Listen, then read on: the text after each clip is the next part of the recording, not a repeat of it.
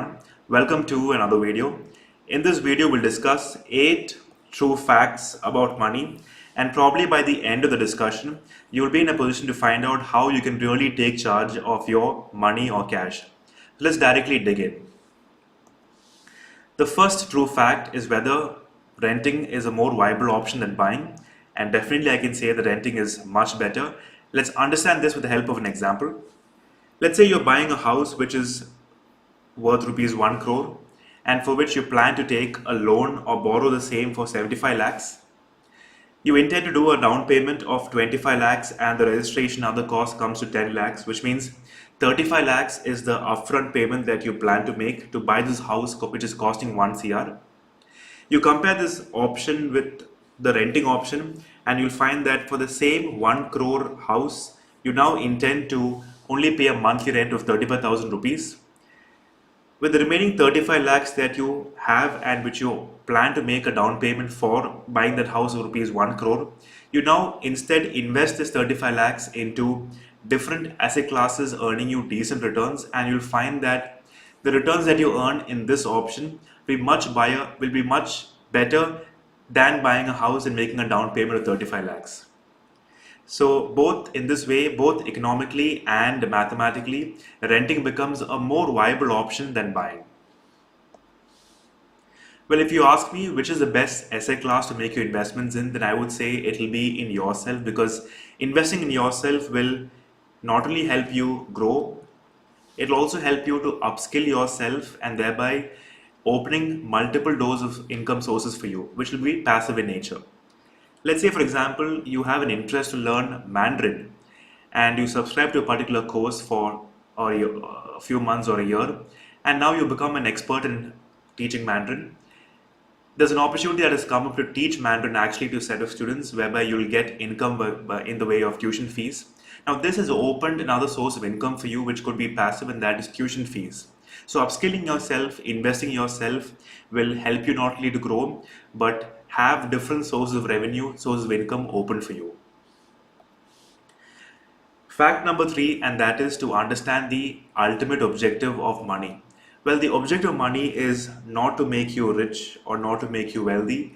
It is to give you that amount of freedom with which you can do whatever you feel like.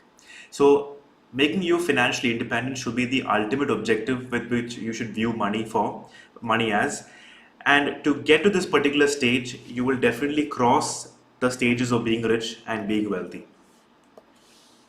Fact number 4, and probably an important question that you should ask yourself, is how much of money do you actually need? Well, if you're a person who knows what the finish line is and you're running towards a particular goal, then you're good, you know the goal. But if you're a person who keeps just running forward without even knowing where the finish line is, or without even moving towards a particular goal, then you'll end up not reaching anywhere. So having an accurate number therefore becomes important because you need to find out what is that amount of money and what is that point of time beyond which you do not have to work for earning money. Fact number 5, and that is to do budgeting. Well, this exercise is very important in your early stages of your goal of attaining financial independence. And one such way of doing it is the 50-30-20 rule. And what it says is that out of whatever you earn in a month or in a year, 50% is what you should devote to needs, that is to pay off your mobile bills, EMIs, rents and all that. 30% is your wants, that is to buy your most desired phone, camera, going out for vacations and all that.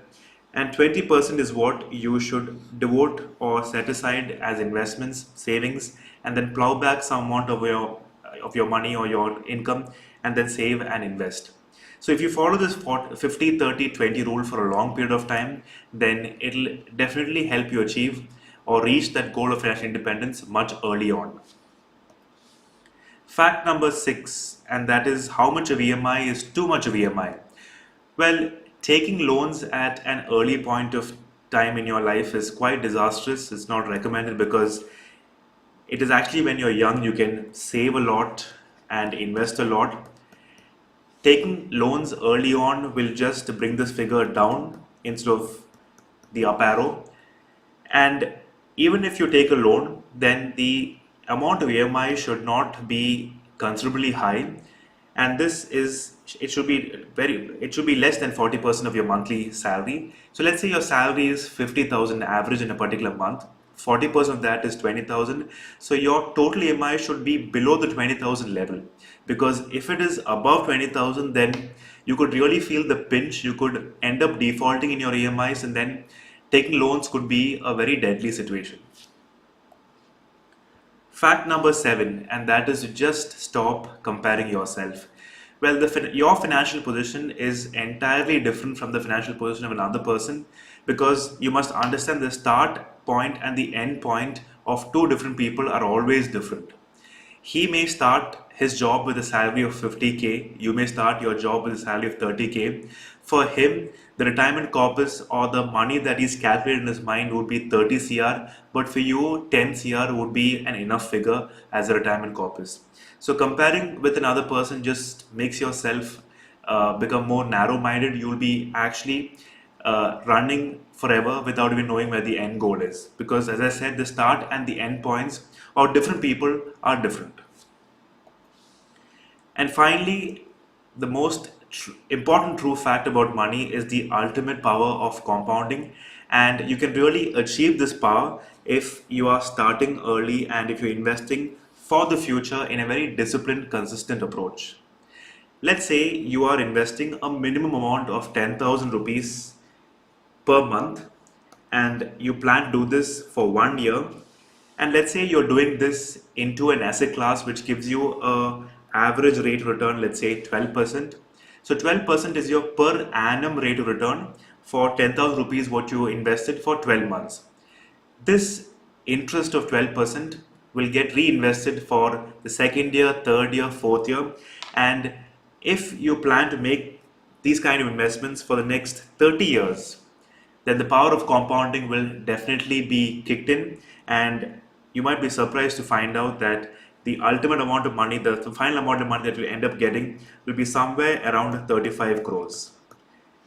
This will help you achieve the power of compounding if you make investments on a regular basis in a very consistent, disciplined approach. I hope I was able to make things clear through this particular video. If you like the video, please do show your support to us by hitting the like button. If you want more videos like these on a regular basis by way of notifications, do also show your support to us by hitting the subscribe button. Till then, I'll see you guys in the next video. Take care and thank you.